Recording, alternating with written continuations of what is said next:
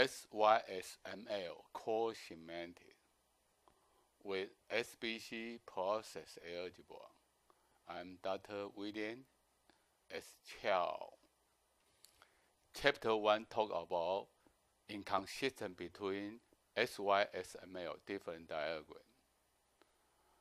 There are many different diagrams in SYSML. There are inconsistency between them. Therefore, we need to develop SYSML core semantics to ensure consistency between SYSML different diagrams. However, current approaches for SYSML core semantics, like Object Constraint Language (OCL), Meta Object Facility (MOF), Foundational UML (FUML), Action Language for Foundational UML (ALF), Precise UML (PUML), Executable UML like FASD or DVS, or Process Specification (PSL), or current approaches of SYSML core semantics. Chapter 5 talks about the problem of current SYSML core semantics. First, they all are so complicated. Secondly, they all do not integrate the static structure and dynamic behavior. Now, let's go for the best candidate for SYSML core semantics. That is SBC process algebra. SBC stands for structural behavior correlations. And SBC process algebra integrate the structure and behavior of our system. Entity of SBC process algebra, we use different entities to describe the operational code or return signature, or G1, G2 type 1 interaction, or V1, V2 for type 2 interaction, etc. The signature for an operation is a combination of its name with its parameters. And each parameter in the list is displayed with direction, or parameter name, or parameter type. There are two kinds of interaction.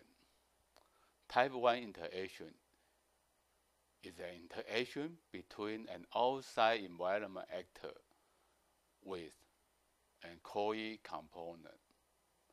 Type 2 interaction is an interaction between a caller component and a COE component. Now let's talk about the syntax of SBC process algebra. SBC process algebra uses 3 Baker-Snell form rule to describe the syntax of SBC process algebra. Then we can use Baker-Snell form tree to see the derivation of a system's process. And SBC process algebra use transitional semantics to describe the semantics of SBC process algebra. A transition relation T is belong to psi plus delta plus psi, where EI transit to EJ with an interaction AI.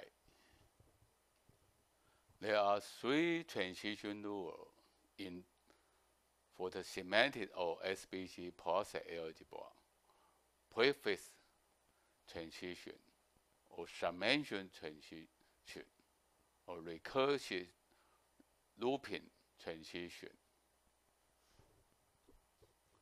And transition graph is just like a state machine diagram to represent the whole semantics of a system. In this diagram, system is an initial state, and E11, E12, etc. are other state, and there are many transitions with this many states. Chapter 6 is the final conclusion. We would say the transition graph is the only one and single diagram that SBC process algebra used to describe the whole semantics of a system. And SBC process algebra really integrate the structure and behavior, and it's very simple without much complexity. All SYSML diagram, like block definition diagram, internal block diagram, use case diagram, activity diagram, state machine diagram, sequence diagram, all can project from this SBC process algebra. So we finally conclude SBC process algebra does ensure consistency between SYSML diagram. Therefore, SBC process algebra is the best candidate for SYSML core semantics. Thank you for all your listening.